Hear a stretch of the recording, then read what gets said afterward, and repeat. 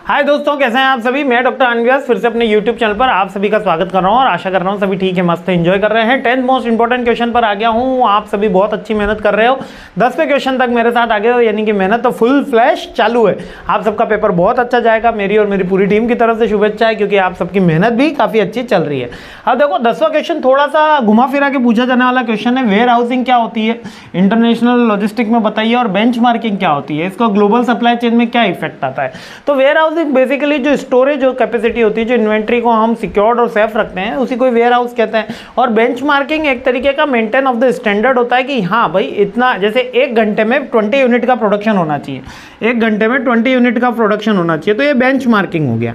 ठीक है, इंटरनल भी हो सकती है, एक्सटर्नल भी हो सकती है। इंटरनल यानी मैंने खुद की अपनी बेंचमार्किंग बना दिया कि मुझे खुद से बेहतर होना है, तो यकीन मानिए आप जीवन में सबसे अच्छा बेहतर बनेंगे। लेकिन आप जब ये सोचेंगे कि मेरे को दूसरों से बेहतर होना है, तो उसमें दिक्कत आएगी, है ना। खुद से बेहतर होते जाएंगे तो एक ना एक दिन बहुत सबसे अच्छे हो जाएंगे, है ना। तो बेंचमार्किंग इंटरनल एक्सटर्नल होती है, ये तो थोड़ा सा वेग हो गया।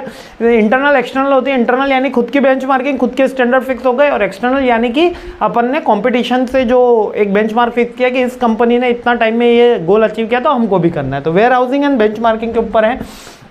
वेयर हाउसिंग एक प्लेस होती है जहां पर गुड्स को स्ट्रेटेजिक हब की तरह रखा जाता है। इसमें होल्डिंग इन्वेंट्री आती है, बफर स्टॉक होता है, अपना इन्वेंट्री को ऑप्टिमाइज करना, FIFO LIFO, first in first out, last in first out का मेथड अपनाए जाते हैं। क्रॉस डॉकिंग क्या होती है, क्रॉस डॉकिंग एक एरिया होता है जहां पर हम सारे के सारे प्रोडक्ट को एक शिप से दूसरे शिप के अंदर एक्सपोर्ट और इंपोर्ट करते हैं, ना।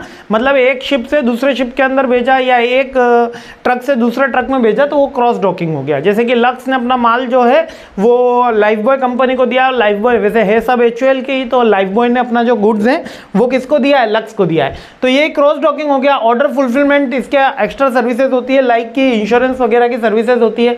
इसमें रिस्क मैनेजमेंट काम किया जाता है। बेस्ट प्रैक्टिस क्या हो वेयर हाउस की, कि वो स्ट्रेटेजिक लोकेशन पे हो, टेक्नोलॉजी को वो अडॉप्ट करे, है ना, और लेआउट इसका ऐसा हो कि इसको इजीली माल जो है वो इंपोर्ट क्या करते हैं, माल जो है वो लोड अनलोड किया जा सके, है ना, इंपोर्ट एक्सपोर्ट नहीं।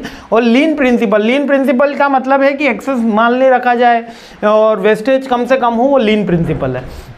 अब बेंचमार्किंग एक सिस्टमेटिक प्रोसेस है जिसमें हम कंपेयर करते हैं अपने ऑर्गेनाइजेशन की परफॉर्मेंस, प्रोसेस और स्टैंडर्ड को, बेसिकली प्रोडक्ट एंड सर्विसेज को, जिससे हम इंडस्ट्री के लीडर बन सके। इसकी इंपॉर्टेंस यही होती है कि हम अपनी परफॉर्मेंस को कंपेयर कर सकते हैं, कंटिन्यूस इंप्रूवमेंट पर वर्क कर सकते हैं, बेस्ट प्रैक्टिस होती है, स्ट्रेटेजिक डिसीजन मेकिंग में हेल्प मिलती है।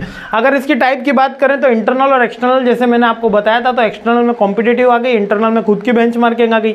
इसके अलावा फंक्शनल यानी किसी फंक्शन के ऊपर मैंने बेंचमार्क लगा दिया, like store department, packaging department, logistic department, तो वो फंक्शनल में आ गया। इसके अलावा स्ट्रेटेजिक बेंचमार्किंग यानी कि मेरे को ये अचीव करना ही है, अगर लॉन्ग टर्म में सक्सेसफुल होना है, तो वो स्ट्रेटेजिक बेंचमार्किंग है ना। वैसे इंटरनल एक्सटर्नल दो भी याद रहेगी तो काम हो जाएगा, क्योंकि बहुत सी बुक्स के अंदर इंटरनल एक्सटर्नल यानी कॉम्पिटिटिव बेंचमार्किंग को ही एक्सटर्नल बोला है।